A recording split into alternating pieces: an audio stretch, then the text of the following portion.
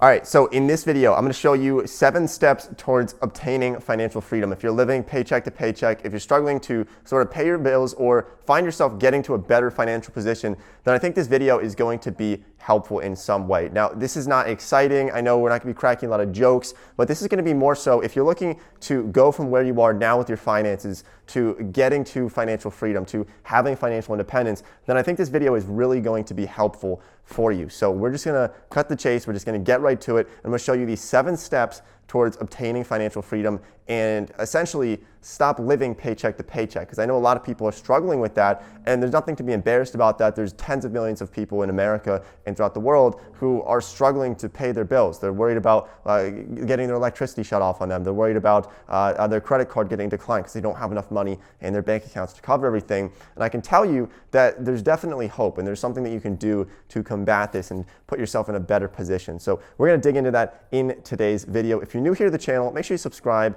to these videos. We do them for free.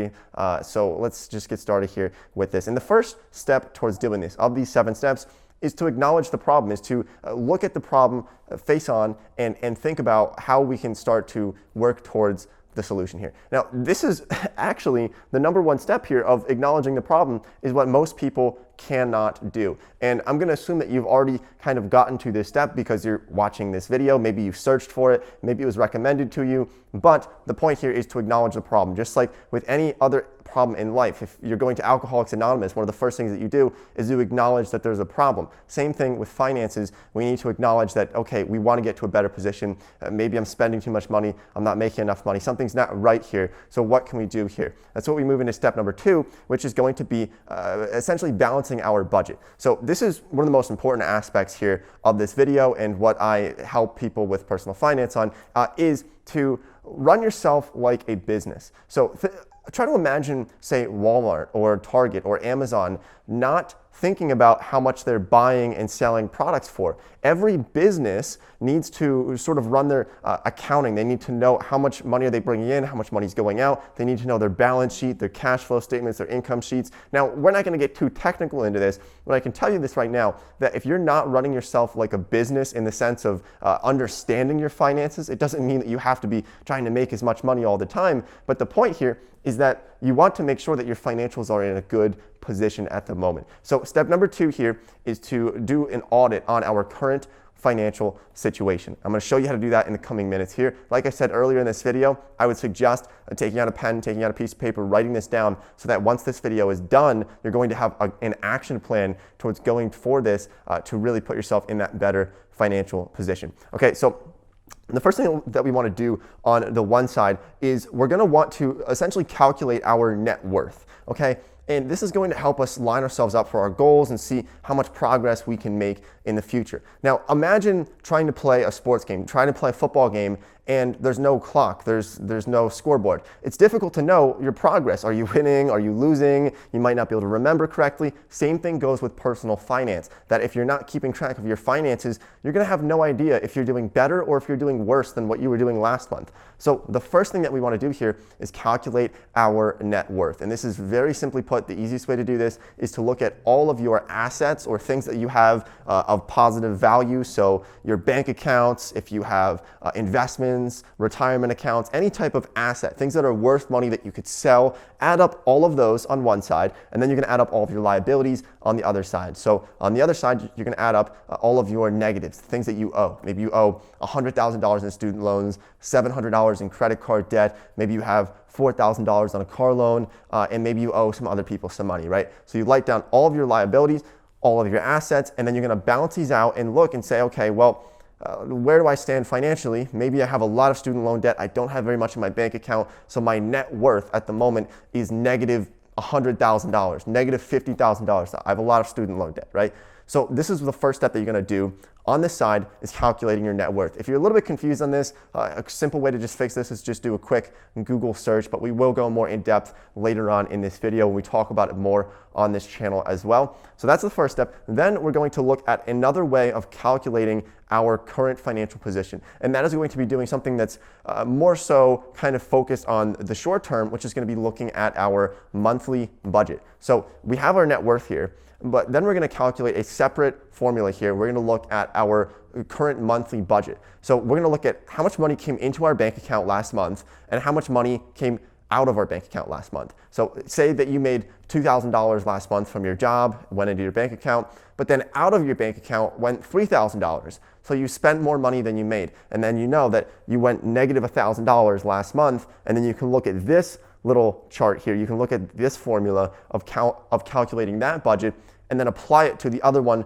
that we just created with calculating your net worth. So if you spent $1,000 more than you made last month, you can directly transfer that over to looking at your net worth that also probably went down $1,000 last month because of that. So those are the two things that I want you to do after this video to calculate your net worth and calculate your monthly budget. Both of those you can do with just a piece of paper and a pen. You can get fancy with it, make an Excel spreadsheet, or you could pay for some different budgeting apps, or there's even some free ones out there as well on the App Store to do this, but it's one of the first things that I would recommend people doing. Now, keep in mind, I'm not a financial advisor. This is just something that I found has worked really well for myself, so I think it's something that could work well for you as well. But just remember that you and only you are responsible for the financial decisions that you make. So if for some reason you do something stupid, that's on you, okay? Now, let's talk about the next one here, the next step. After you've analyzed your current situation, and a lot of people don't even get to this step because they're scared of what they might find, and so they kind of sweep it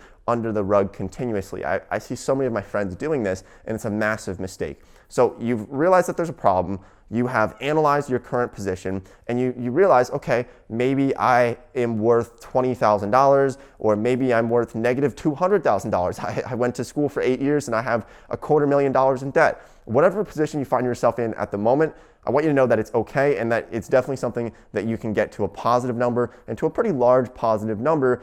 I don't want to say easily, but with dedication, by following through with these steps, I think you're going to find yourself in a good position here. Okay, so step number 3 is to simply set some goals that are reasonable, realistic goals for the next 12 months and then the next 5 years. So there's a lot of different types of goal setting that you can do, but this is an important step in the financial freedom process, is to set a goal. So if you have $10,000 in debt, your net worth is negative $10,000, you can set a goal for saying, next year, I want to be worth $0. And that's actually something really good to strive for. A lot of people have a lot more debt than they have assets in their life at the moment. So step number 3 here is simply setting a goal for yourself for the next year of where you want to be. Now we're getting into step number 4 here, which is to really focus on your education in personal finance. Now, obviously you're watching this video. There's a lot of other ways to do this as well. You can go to your free local library, or you can pick up some audiobooks. So the sponsor of today's video is actually Audible. So you can get a 30-day Audible trial. You can choose 1 audiobook and 2 free Audible originals for absolutely free. Just go to audible.com/NateO'Brien. That's audible.com/NateO'Brien, or text Nate O'Brien to 500-500. That's Nate O'Brien to 500-500. But you can pick up a number of audiobooks. For example, I have a couple here, but I know that they have a lot of different selections for personal finance books. But for example, Dave Ramsey's The Total Money Makeover, or even just some massive textbooks like this personal finance one. There's a lot of personal finance books that you can listen to on your drive to work every day, just listening to them so you can get better with kind of managing your money. So thanks for Audible for sponsoring this video. I just thought it was something that would be a perfect fit for this video, is increasing your education. Maybe this means going back to school, maybe this means some other things, but Audible was just one that fit very well in this video. Now let's talk about step 5 here, because step 5 is going to be one of the most important aspects here. We're getting into step 5, 6, and 7 in this video here. And step 5 is to essentially go on the defense. So you've analyzed your position, you've set a goal for yourself, you started to educate more, maybe you listened to or you read a dozen different books, and you're feeling pretty good. Now the next step is to go on the defense to start to essentially cut some costs that might be kind of running rampant for yourself. So do a big audit on your finances, which you already did, but now you're gonna look, okay, where can I cut some costs? And the big 3 expenses in America, it goes in this order. It goes housing, transportation, and food. These are the biggest 3 expenses in American households today in 2020. So what you can do is you can focus on the big expenses. Now, some people like to say, I'm gonna stop going to Starbucks, I'm gonna stop buying a $1 coffee at McDonald's, and that's gonna save me a lot of money. But what I would think is a better strategy for focusing on this is focusing on the really big wins, or the things that you can get to save $500 a month instantly. So for example, if you're paying $2,000 a month for rent at the moment, Maybe pick up a roommate or 2 roommates so that your rent is only $600 a month. Find ways to save money on housing, transportation. You guys know I don't even have a car. That's because I live in a very urban area, so I don't need one. But the average cost of owning and operating a vehicle in America is well over $8,000. Those stats are coming from the Bureau of Labor Statistics. It costs a lot more money to have a car than most people realize. Obviously, if you live in a rural area or you live in a suburban area and you need a car, that's understandable, but cars are extremely expensive. And then food as well. Find ways to cut back on food without being foolish about it and buying poor food quality.